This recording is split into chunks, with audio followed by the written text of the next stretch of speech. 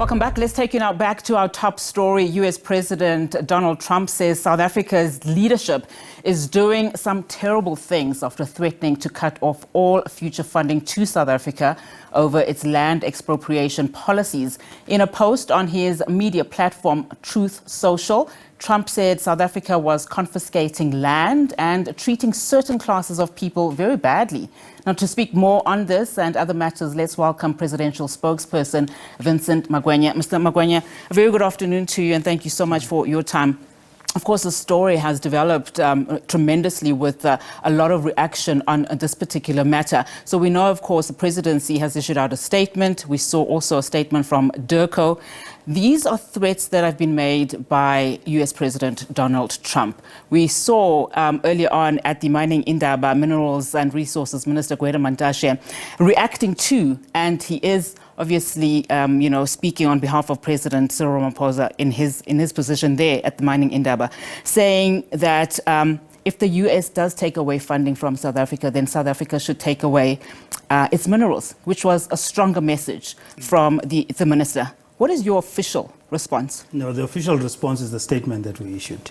We will never, as South Africa, engage deliberately on a trade war with a trading partner or respond in a manner that will seek to undermine our bilateral trade relationship, as well as our overall diplomatic relationship.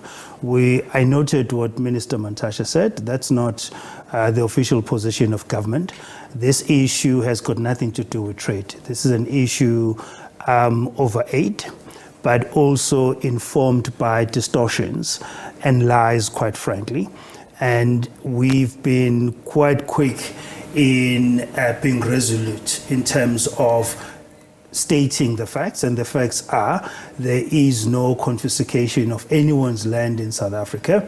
There is no officially sanctioned discrimination by the government of anyone in this country. The Expropriation Act has been unfortunately misinterpreted, and there's been a lot of fear-mongering generated by right-wing organizations such as AfriForum, who have no interest in seeing South Africa transform and advance, who have been consistent in their pursuit of racial divisions in this country. And so as a responsible government, we're going to be engaging the Trump administration at multiple levels of the administration, putting forward the facts, but also enhancing the understanding of our Constitution. What does it provide for? And how does an act such as the Expropriation Act, which has been amended, which was there before, it's been amended to be more in line with the Constitution. Unachi, the US, in its Fifth Amendment, has a similar provision where land can be expropriated for public usage, also in the public interest, but that is balanced with the rights of property owners.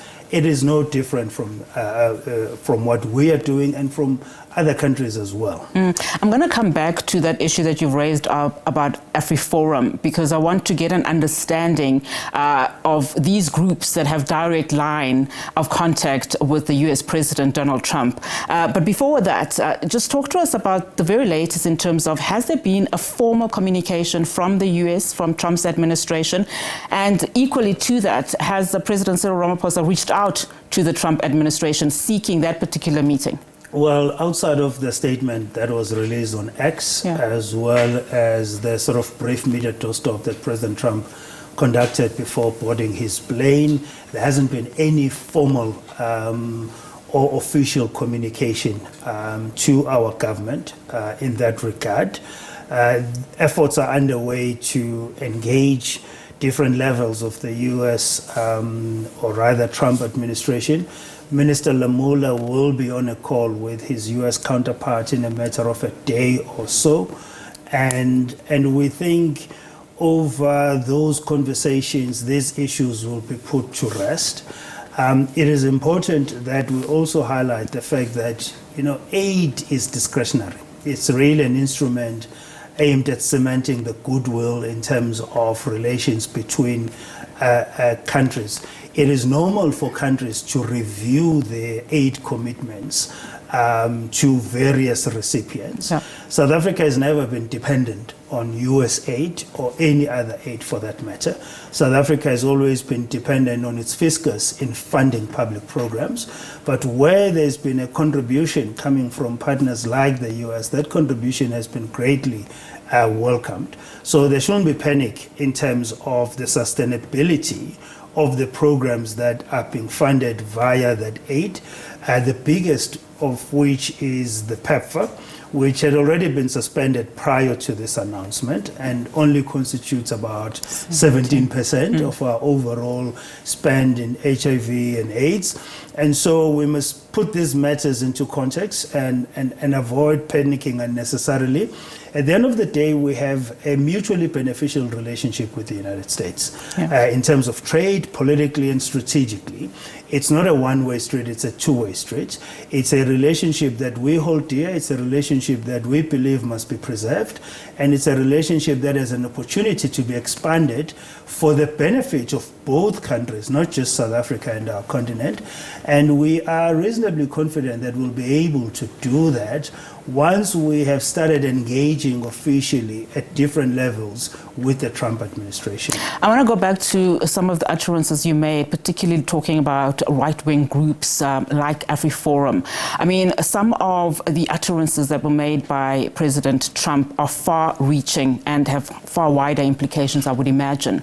So when you look at the genesis of this problem, it probably plays back to 2018, when you have individuals like the Elon Musks and groups like AfriForum who have seemingly this direct line to U.S. officials, presidents. We've seen, of course, some legislature that was almost passed in 2023, I think, on the Israel-Gaza matter. But when you look at organizations like those that speak with authority, particularly on South African policies, issues like the Expropriation Act that is in our constitution, what do you say about those groupings? How do you then get a handle, to those conversations that have these wide-reaching effect? There has been suggestions, like the analyst that we spoke to earlier on, saying perhaps they should be sanctioned. Well, look, there's nothing wrong with any group in South Africa having the capacity to reach out to other governments and even heads of states. That's number one. And number two, AfriForum does not speak with authority. AfriForum is anti-transformation. AfriForum has advocated against all transformative laws that are seeking to redress the imbalances of our past. They've advocated against the unification of people in South Africa. They seem to harbor this notion that they can sustain themselves and their small cohort of supporters in some island where the rest of South Africa will not exist. That's not going to be the case. They do not speak with authority to anybody that they interact with. However, they will be given audiences in other quarters of the world. They may have been given an audience by President Trump prior to this. I cannot speculate on that. What is important for us is that where our country is mischaracterized and misrepresented, we correct that immediately. Secondly, as I've said, we have a very important relationship with the US, which we're going to work towards preserving, and it's a mutually beneficial relationship. We have been in dialogue with Elon Musk with respect to his own desires for investing in South Africa, particularly through Starlink and other initiatives. We'll continue being in dialogue with him, as well as a wide array of investors from different parts of the world that have an interest in South Africa. Where we will be firm, we will always stand firm when there is a deliberate mischaracterization and distortion of our laws and there is a deliberate attempt to malign our image as a country, that we will not tolerate and we will always speak against. You spoke, of course, about the political and the trade strategic role and partnership that you have with the US. Given all of these dynamics that we have been speaking about, particularly where in some corners it does appear that South Africa's independence and its laws are being questioned, how would you then, characterize your relationship with the US, particularly as you will be handing over the baton of sorts as we speak as a G20 presidency? We also have AGOA as a matter of concern for many people, given that the renewal process is happening this year. There's also still the matter of, Israel and Gaza. As we speak, President Trump is meeting the Prime Minister of Israel today. So there are all of these concerns. So how then do you characterize that relationship given all of these dynamics? There's a historical context to our relationship with the United States, and as I've said, it's been a hugely successful and mutually beneficial relationships for both countries. The G20 presents us with a very unique opportunity to actually engage with the US on a more regular basis.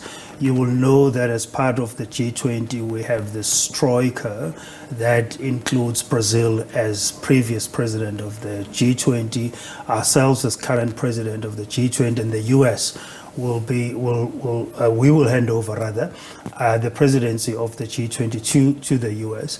That gives us an opportunity to engage on a more regular basis on a wide range of issues, issues particularly concerned with the G20, but also a number of other geopolitical issues as well as issues of trade, not only amongst ourselves with the US, but more globally. So that is a good opportunity where we will work towards cementing this relationship. We will also work towards ironing out all of these issues that can be regarded as issues of concern. In the past, we've said to the US where we disagree, we will do so respectfully. We understand the positions that they've adopted on issues where we hold a different perspective, and equally the US has maintained that position, but that has not clouded the manner in which we conduct our diplomatic relations, the manner in which we conduct trade between our respective countries. And so we are confident that once those engagements begin in earnest, there will be a better appreciation and understanding of all of these issues, including the issue of Palestine. They will understand why we've adopted the position that we've adopted. And we've been at pains in explaining this position, not only to the US, to a number of our trade partners, particularly within the G7 grouping of countries, and we'll continue doing so and talking to them. However, as a country, we are a sovereign country with its own constitution, and that constitution enforces the principles that we hold dear, and we will remain firm with respect to those principles. All right, Vincent, thank you so much for joining us this afternoon. Of course, that was the presidential spokesperson, Vincent Magwenya, just giving us, of course, the presidential, standpoint and view around the recent utterances and threats made by US President Donald Trump.